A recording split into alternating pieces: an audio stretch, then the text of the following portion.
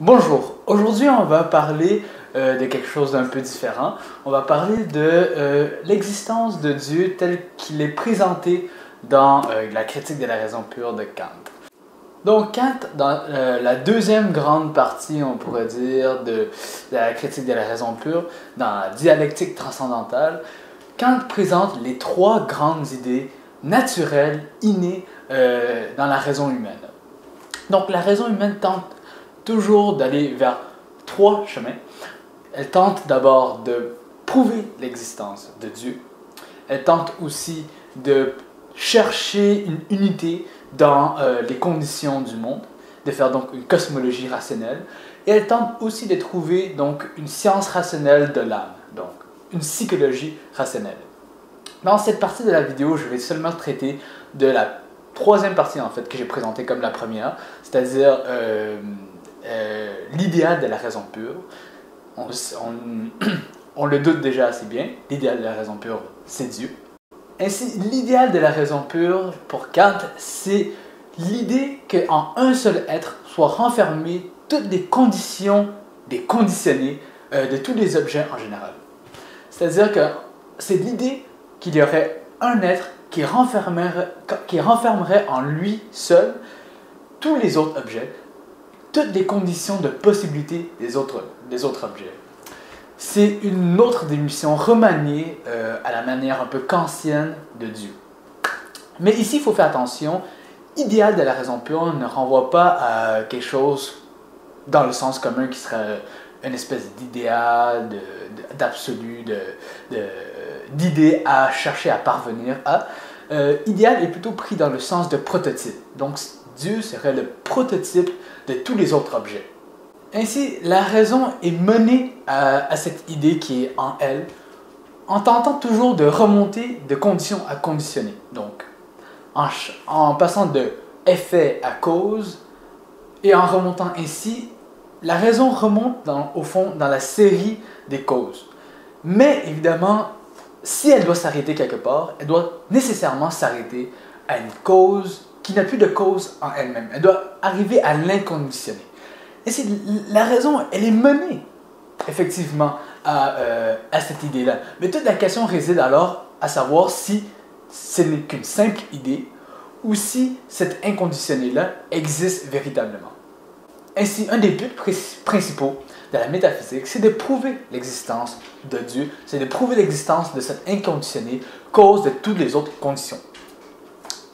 Kant reprend donc, il représente plutôt un des arguments, une des preuves les plus fameuses dont il a hérité, à savoir la preuve de Saint Anselme, qui va lui-même dorénavant nommer la preuve ontologique. Et d'ailleurs, la tradition philosophique a repris cette nomination de Kant. La preuve ontologique est une preuve purement conceptuelle proposée par Saint Anselme durant le Moyen Âge. Donc, c'est essentiellement un syllogisme. Un syllogisme, c'est une proposition avec deux prémisses, une majeure et une mineure, et ensuite on tirerait une conclusion nécessaire à partir de ces deux prémisses. Du moment qu'on accepte les deux premières prémisses, on doit, si le syllogisme est bien fait, accepter aussi la conclusion, je veux dire. Un des exemples les plus faciles d'un syllogisme, c'est le suivant.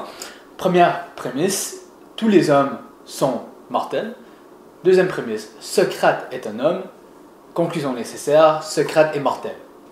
C'est le même type, en fait, c'est le même schéma utilisé ici pour l'argument ontologique. Première prémisse, Dieu renferme en lui-même la totalité des déterminations, ou si on aime mieux le dire ainsi, Dieu renferme en lui la totalité des perfections. C'est en effet le concept assez général de Dieu, généralement accepté justement. Deuxième prémisse, or, l'existence est une détermination, donc dire qu'une chose est ou n'est pas, c'est lui donner une détermination. Donc, conclusion, puisque Dieu renferme toutes les déterminations possibles, toutes les perfections possibles, l'existence étant une perfection, étant une détermination, Dieu existe. c'est un argument qui semble à première vue parfait.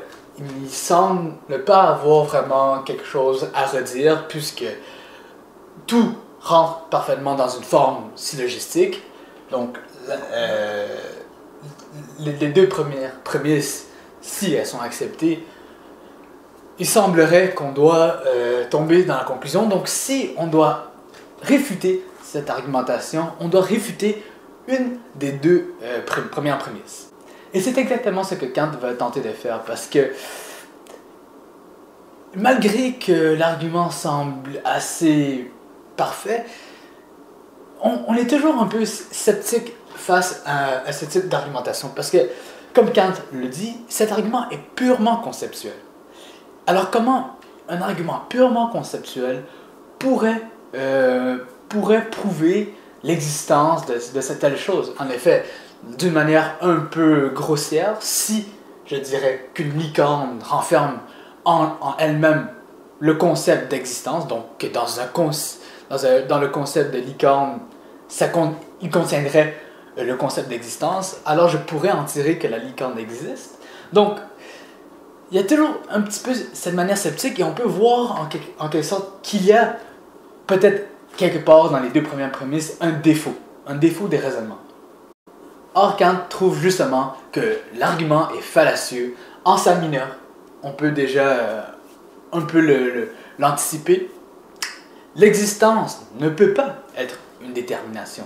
En fait, Kant va distinguer entre une détermination réelle et l'être. Une détermination réelle qui renvoie à res, au mot latin res qui est chose. Donc, une détermination réelle, en fait, dit quelque chose de concret, ajoute quelque chose au concept, au contenu du concept. Donc, par exemple, de dire que Dieu est parfait, ajoute quelque chose au concept de Dieu. De dire qu'il est infini, qu'il est parfait, qu'il est bon, qu'il est omniscient, etc.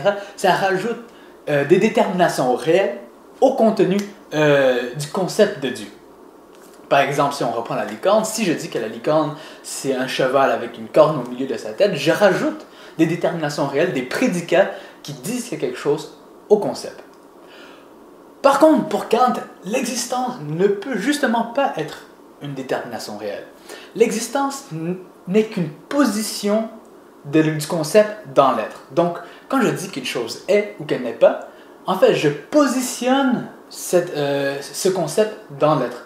Je dis que cette chose-là est dans l'être ou n'est pas dans l'être. Ainsi, ce positionnement dans l'être ne peut qu'être avéré par une intuition, par le moyen de la sensibilité. L'exemple que Kant va donner, c'est avec des thalers. Donc, c'est la monnaie de son temps. On peut remplacer ça par des francs ou par la monnaie canadienne, dans mon cas. Donc, moi, je vais plutôt prendre l'exemple de la monnaie canadienne, donc 20 $ canadiens.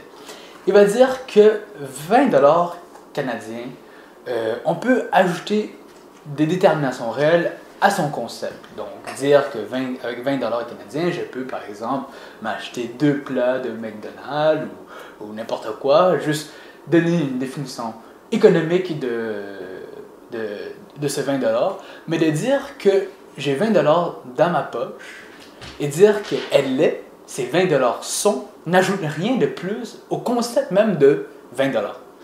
Dire que j'ai effectivement 20 $ dans ma poche ne dit rien de plus au concept de 20 $.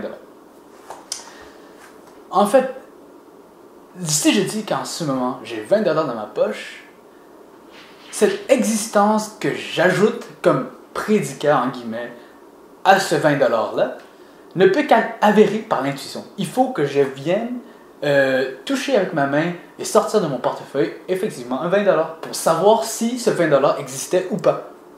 Donc, par le moyen de l'intuition, par le moyen de la sensibilité, par le toucher, par la vue, je peux positionner le concept de 20 $ dans l'être. J'affirme, en effet, avec ma sensibilité, que j'avais bien et bien 20 $ dans ma poche. C'est la même chose avec le concept de Dieu ou le concept d'une licorne, par exemple. On peut très bien inventer tout un concept et rajouter plusieurs déterminations réelles à la licorne ou à Dieu, qu'il est infini, qu'il est bien, qu'il est beau, qu'il est parfaitement moral, etc. Mais pour dire qu'il existe, il ne suffit pas de dire il existe et j'ajoute l'existence à son concept pour faire qu'il existe.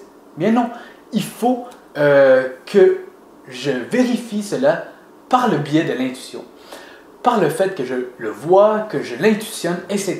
Et ça va le positionner dans l'être. Et c'est ça qui va faire que je vais pouvoir dire en retour, Dieu est, parce que je l'ai vu, parce que je l'ai intuitionné. Bref, en conclusion, Kant veut ici dire que, en fait, l'existence ne peut jamais être tirée de manière analytique, de manière purement conceptuelle, c'est ça, d'un concept général. On ne peut jamais tirer conceptuellement la détermination d'existence à partir du concept de Dieu uniquement.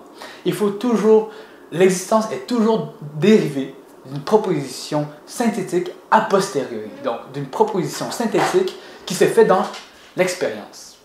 Merci beaucoup, j'espère que cette vidéo vous a plu. C'était une vidéo, je pense, assez relativement courte, assez concise. C'est la première fois aussi que je m'attaque à Kant. Je compte faire d'autres vidéos sur lui. Notamment, à la fin, j'ai parlé de proposition synthétique, proposition analytique. Je pense que c'est la prochaine vidéo que je ferai sur Kant. Merci beaucoup, encore une fois. J'espère que la vidéo vous a plu. N'oubliez pas de laisser un commentaire en bas si vous avez des commentaires, si vous voulez juste m'encourager, etc. Je lis tous mes commentaires. Donc, merci.